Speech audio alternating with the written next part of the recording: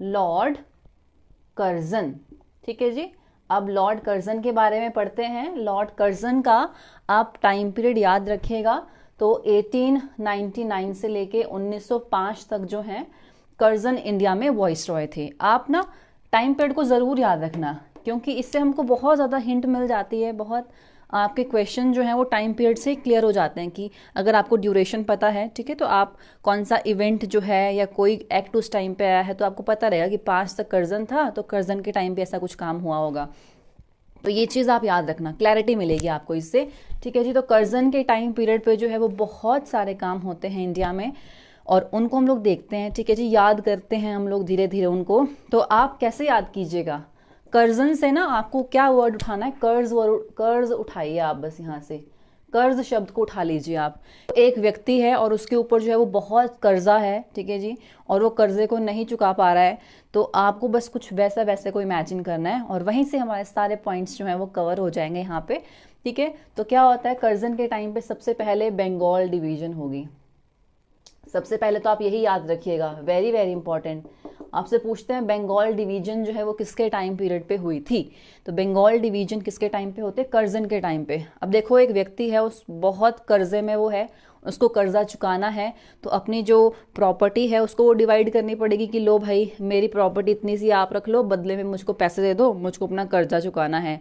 तो प्रॉपर्टी जो है आपकी वो डिवाइड हो रही है, ठीक है जी, इधर उधर प्रॉपर्टी बंट रही है, आपको कैसे भी करके पैसा चाहिए। तो बंगाल डिवीजन, प्रॉपर्टी डिवाइड करने की नौबत आ चुकी है, ठीक है जी, इतना कर्जा है। तो आपने याद रखना है बंगाल डिवीजन किस वजह से हुआ, कर्ज की वजह से हुआ था। और अब डेट याद रख लेना, 16 अक्टूबर 1905 को जो है वो बंगाल डिवीजन हुई थी। इंपॉर्टेंट डेट है, पूछते हैं आपसे ना। बंगाल डिवीजन हम अलग से ही पढ़ेंगे, क्यों हुआ था, क्या हुआ था, कैसा हुआ था, कौन सा बंगाल किस तरह से डिवाइड किया था, वो अलग देखते हैं। तो एक तो आपके पास बंगाल डिवीजन हो चुकी है। उसके बाद इंपॉर्टेंट है कार्लिल सर्कुलर इनके टाइम पे आया था। ठीक है जी, कार्लिल सर्कुलर जो है वो इनके टाइम पे आता है। अब देखिए आपने कार याद रखना है, यहाँ से कार, एक तो इतना कर्ज है और कर्ज है फिर भी कार ले ली नहीं, क्या लेनी है मुझको, कार ली, तो कार ले ली। ठीक है, अपना टशन कम नहीं होना चाहिए, कर्ज जितना मर्जी हो, तो कार ले ली। किसने कार ले ली, बंदा कर्ज में था फिर भी जो है वो कार ले ली, तभी कर्जे में आया, ऐसे याद रख लो आप, है ना, कि वो जो पैसे थे उस सारे पैसे को तो कार लेने में लगा दिया और फिर कर्ज तो चढ़ेगा ही, काम जब कुछ किया नहीं। ठीक है, तो कार ले से आ जाएगा आपके पास, कार ले ली, कर्जन से आप इसको रिलेट कर सकते हैं। एक्चुअली था क्या ये कार्लिल सर्कुलर का था, जब बंगाल डिवीजन हुआ ना तो बंगाल में बहुत बड़े लेवल पे जो है वो फिर रिवोल्ट होने स्टार्ट हो गए, विद्रोह होना स्टार्ट हो गया ब्रिटिशर्स का। वहाँ पे जो स्टूडेंट्स हैं उन्होंने स्कूल कॉलेजेस छोड़ दिए, टीचर्स ने पढ़ाना छोड़ दिया, जो वहाँ पे लॉयर्स थे उन्होंने कोर्ट छोड़ दिए। तो इस तरह से सभी लोग ब्रिटिशर्स के अगेंस्ट अभी विद्रोह कर रहे हैं। ऐसा तो होना ही था, क्योंकि ना हिंदू ना मुसलमान कोई भी वहाँ पे जो है वो नहीं चाहता था डिवीजन। तो फिर क्या हुआ, जो एक कार्लिल थे, कार्लिल एक्चुअली एक ब्रिटिशर थे जो कि बंगाल के चीफ सेक्रेटरी थे इस टाइम पीरियड पे। तो कार्लिल ने क्या बोला कि अगर कोई भी स्टूडेंट, ठीक है जी, कोई भी विद्यार्थी जो है वो कॉलेज से बाहर निकल के इन विद्रोह में पार्टिसिपेट करता है, इन आंदोलनों में अगर वो पार्टिसिपेट करेगा, तो वो जो कॉलेज है उस कॉलेज की वैधता को जो है वो रद्द कर दिया जाएगा, कॉलेज की एफिलिएशन को जो है वो हम खत्म कर देंगे। ठीक है जी, ऐसी इन्होंने बात बोली थी। इस क्यों बोला, इससे क्या होना था, यही होना था कि जो यूथ है, यूथ को जो है आप बोल रहे हो कि कॉलेज में बंद रहो, खबरदार आपने बाहर आके पार्टिसिपेट किया, क्योंकि यंग ब्लड होता है ना, तो यंग ब्लड जो है वो बहुत अच्छी तरह से और पूरे जोश के साथ जो है पार्टिसिपेट करता है, उन्होंने रोकने की कोशिश की थी। ठीक है, तो आपने कार्लिल सर्कुलर याद रखना है। उसके बाद कर्जन के टाइम पे ही जो है वो छप्पनिया अकाल पड़ेगा। ठीक है जी, क्या पड़ता है, छप्पनिया, छप्पनिया अकाल। छप्पनिया अकाल को आप इस तरह से याद रखना, एक्चुअली छप्पनिया अकाल कब पड़ा था, 1900 के टाइम पीरियड पे। ठीक है जी, 1899 से लेके 1900 का ये टाइम पीरियड है, इस टाइम पीरियड पे जो है वो छप्पनिया अकाल पड़ा था। तो 56 का मतलब 56। ठीक है, अभी 56 क्यों बोला जाता है, क्योंकि विक्रम संवत के अकॉर्डिंग 1956 इस टाइम पीरियड पे चल रहा था। विक्रम संवत आप याद रखिएगा। ठीक है, वैसे टाइम पीरियड है 1900 का, अभी 1899 से 1900 के बीच का टाइम पीरियड है। तो आपने याद रखना है छप्पनिया अकाल। अब किस तरह से आप रिलेट करोगे कि बंदा है कर्ज में, बहुत कर्ज पड़ा है, लेकिन खाने हैं 56 भोगी। 56 भोग समझते ना आप, विभिन्न तरह के जो व्यंजन है वो खाने की आदत है, तो 56 भोगी खाने हैं, इतना ठाठ है इंसान का। ठीक है जी, कर्ज में है लेकिन फिर भी है ना, मानना नहीं बिल्कुल भी। तो छप्पनिया अकाल आप याद रखिएगा, इस तरह से आता है कर्जन के ही टाइम पीरियड पे। इन्हीं के ही टाइम पीरियड पे जो है एक फेमाइन कमीशन को अपॉइंट किया जाता है। ठीक है जी, फेमाइन कमीशन को अपॉइंट किया जाएगा। फेमाइन का मतलब होता है अकाल। एक अकाल आयोग बिठाया गया था यहाँ पे, और अकाल आयोग जो है वो किसकी अध्यक्षता में बना था, ये आपसे क्वेश्चन पूछा जाता है। तो वो आपको मिलेंगे एंथनी मैकडोनल, एंथनी मैकडोनल, आप याद रखिएगा। ठीक है जी, मैकडोनल्ड्स सुना होगा आपने ना, मैकडोनल्ड्स रेस्टोरेंट मिलेंगे आपको। तो आपने याद रखना किस तरह से इसको अब, कि 56 भोग खाना है। ठीक है जी, 56 भोग कहाँ से मंगाना है, मैकडोनल्ड से मंगाना है 56 भोग। हालांकि मैकडोनल्ड में 56 भोग नहीं आपको मिलेंगे, बट 56 तरह के आपको वहाँ पे पिज्ज़ा बर्गर वगैरह वगैरह कुछ आइसक्रीम मिल जाएंगी। तो आप मैकडोनल्ड को याद रखिएगा। अभी ना हम लोग बहुत से फेमाइन कमीशन पढ़ेंगे, और अलग अलग आप कमीशंस पढ़ते हो, जो कि चाहे एजुकेशन के लिए बने हैं, चाहे किसी भी रिफॉर्म के लिए बने हैं। तो वो कमीशन किसकी अध्यक्षता में बनते हैं ना, वो चीज़ इंपॉर्टेंट है। दो तरह से क्वेश्चन पूछते हैं, एक तो आपसे पूछेंगे कि इस टाइम पीरियड पे फेमाइन कमीशन के अध्यक्ष कौन थे, जैसे अभी डोनाल्ड आपको, ये मैकडोनल्ड अभी आपको मिलेंगे। और सेकंड क्वेश्चन आपसे पूछते हैं कि जो मैकडोनल्ड फेमाइन कमीशन है ये किस वॉइसरॉय के टाइम पे बना था। तो मैकडोनल्ड जो है इसका रिलेशन है कर्जन के साथ। तो आपको दो तरह से इन चीज़ों को रिलेट करना है। ठीक है जी, और थर्ड चीज़ है टाइम पीरियड, आप ज़रूर याद रखिएगा कि कब ये कमीशन बना है। तो 1901 में जो है आपको मिल जाएगा फेमाइन कमीशन, जो कि मैकडोनल्ड की अध्यक्षता में बना था। तो ये पॉइंट इंपॉर्टेंट है। इसके बाद अब हमको कुछ कमीशंस और एक्ट ही पढ़ने हैं जो कि कर्जन के टाइम पीरियड पे आए थे, और बहुत इंपॉर्टेंट है, आपसे पूछा जाता है। जिस तरह से सबसे पहले आप याद रखिएगा पुलिस कमीशन बना था। ठीक है जी, पुलिस कमीशन जो है वो इनके टाइम पीरियड पे बनता है। तो क्वेश्चन क्या पूछा जाता है आपसे कि जो पुलिस कमीशन है वो किसकी अध्यक्षता में बनाया गया था। तो वो बनाया गया था एंड्रयू, ठीक है जी, एंड्रयू फ्रेजर। एंड्रयू फ्रेजर की अध्यक्षता में जो है वो पुलिस कमीशन बनाया गया था। 1902 के आसपास की आपको बात मिलेगी। ठीक है, तो आप किस तरह से याद रखेंगे, देखिए जब भी पुलिस जो है वो चोर को पकड़ती है या किसी को भी पकड़ती है तो क्या बोलती है, and you are under arrest, हिलना नहीं आपने अपनी जगह से, बिल्कुल खड़े रहो वहीं पे, ऐसे ऐसे कुछ डायलॉग मारती है ना। तो आप देखिए पुलिस से रिलेटेड हो जाएगा आपके पास एंड यू। ठीक है जी, एंड यू, एंड्रयू हम बोलते हैं ना, तो एंड यू, तो and you are under arrest मतलब हिलो मत, फ्रीज हो जाओ। तो फ्रेजर से फ्रीज वर्ड आप याद रख लेना। बेसिकली हमको हल्का सा हिंट चाहिए होता है और कुछ भी नहीं चाहिए यहाँ से। ठीक है, तो एंड यू फ्रीज हो जाओ, हिलना नहीं। ठीक है, तो एंड्रयू से बन जाएगा आपके पास एंड्रयू फ्रेजर। ठीक है जी, और 1902 में आया था। अभी दो को आप कैसे याद रखिएगा, ऐसे बोलते हैं कि दोनों हाथ खड़े कर लो, तो दोनों हाथ आपने खड़े कर लिए अपने। ठीक है, तो 1902 आपने इसमें से याद रख लेना है। इसके बाद इरिगेशन कमीशन आप याद रखिएगा, इरिगेशन कमीशन, इरिगेशन कमीशन भी इन्हीं के टाइम पे बनता है। सिंचाई आयोग बनाया गया था, कौन अध्यक्ष थे, ये क्वेश्चन इंपॉर्टेंट है। तो वो आएंगे आपके पास कॉलिन स्कॉट मॉनक्रिफ। ठीक है जी, कॉलिन स्कॉट मॉनक्रिफ आपको वो मिलेंगे। तो कॉलिन को जो है आपने कॉल से याद रखना है, कॉल। ठीक है, फोन मतलब एक तरह से। तो मान लीजिए इरिगेशन का मतलब हुआ सिंचाई, सिंचाई किससे करेंगे, पानी से ही सिंचाई करते हैं ना। तो फिर जब पानी नहीं आता है घरों में, फिर क्या करते हैं, पानी वाले अंकल को फ़ोन करेंगे ना कि अंकल जी पानी नहीं आ रहा भाई घर में, है ना, पानी छोड़ो जरा, पानी क्यों बंद किया हुआ है। तो फिर जो है वो कॉल करते हैं हम लोग। ठीक है जी, तो कॉलिन इरिगेशन से आपको याद रखना है, कॉल से याद आ जाएगा कॉलिन। तो कितने फ़ोन किए, एक ही फ़ोन करना बस। तो ये इरिगेशन कमीशन कब बनेगा, 1901 में जो है ये बन जाता है हमारे पास इरिगेशन कमीशन, सिंपल। ठीक है, बस इस तरह से आप इसको याद रखिएगा पॉइंट को। उसके बाद क्या होता है, university act, very very important.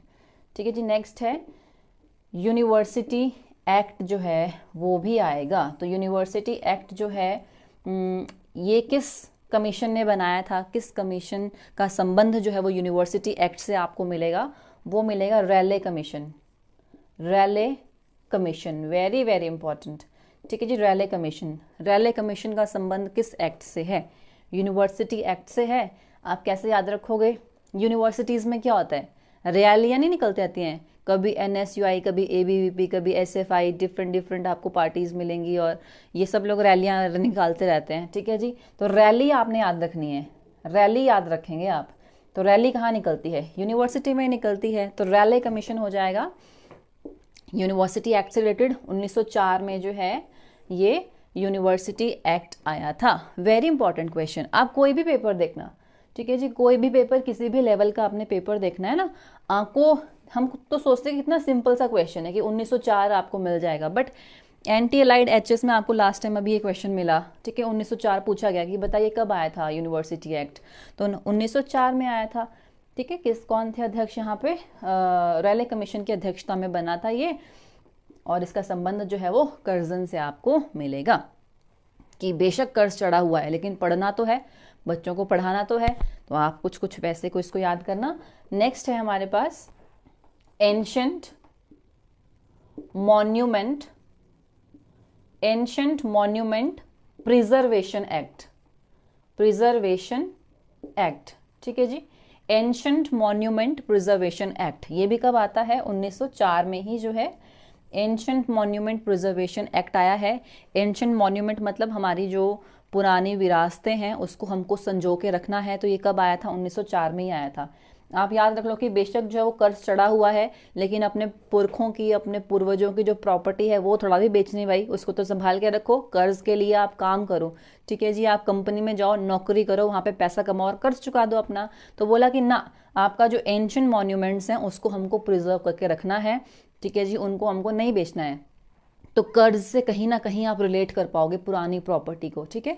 तो एंशिएंट मॉन्यूमेंट्स हमारी जो ये विरासतें होती हैं, जो धरोहरें हैं, उनको प्रोटेक्ट करने के लिए जो है वो काम किसने किया था? कर्जन के टाइम पीरियड पे ही जो है एक्ट आया था। 1904 का आपको ये एक्ट मिलेगा, तो इम्पॉर्टेंट है। इसी टाइम पीरियड पे जो है आपको मिलेगा एग्रीकल्चर इंस्टीट्यूट। तो अभी जो है वो एग्रीकल्चर इंस्टीट्यूट बना था, ठीक है जी। एग्रीकल्चर इंस्टीट्यूट बना था, और ये कहाँ बना था? ये बना था पूसा में। ये आपने याद रखना है, एग्रीकल्चर इंस्टीट्यूट कहाँ बनता है? पूसा में बनता है। ये जगह कहाँ पे थी? तो जो बंगाल बिहार प्रेसिडेंसी आपको मिलेगी, ठीक है। बंगाल बिहार प्रेसिडेंसी में आपको ये मिलेगा। एग्रीकल्चर इंस्टीट्यूट बनाया गया था किसके टाइम पे? कर्जन के टाइम पे बनाया गया था। और अभी कहाँ पे है? आपने सुना होगा इंडियन एग्रीकल्चर रिसर्च इंस्टीट्यूट। हाँ जी, कहाँ है? आप फटाफट कमेंट करना ये, ठीक है। इंडियन एग्रीकल्चर रिसर्च इंस्टीट्यूट कहाँ पे आपको आज के टाइम पे मिलता है वो आप बताएंगे। चलिए आगे हम बढ़ते हैं। तो ये जो लॉर्ड कर्जन है, इन्हीं के टाइम पीरियड पे जो है वो यंग हस्बैंड एक्सपीडिशन आपको मिलेगा, ठीक है जी। कौन मिलेगा?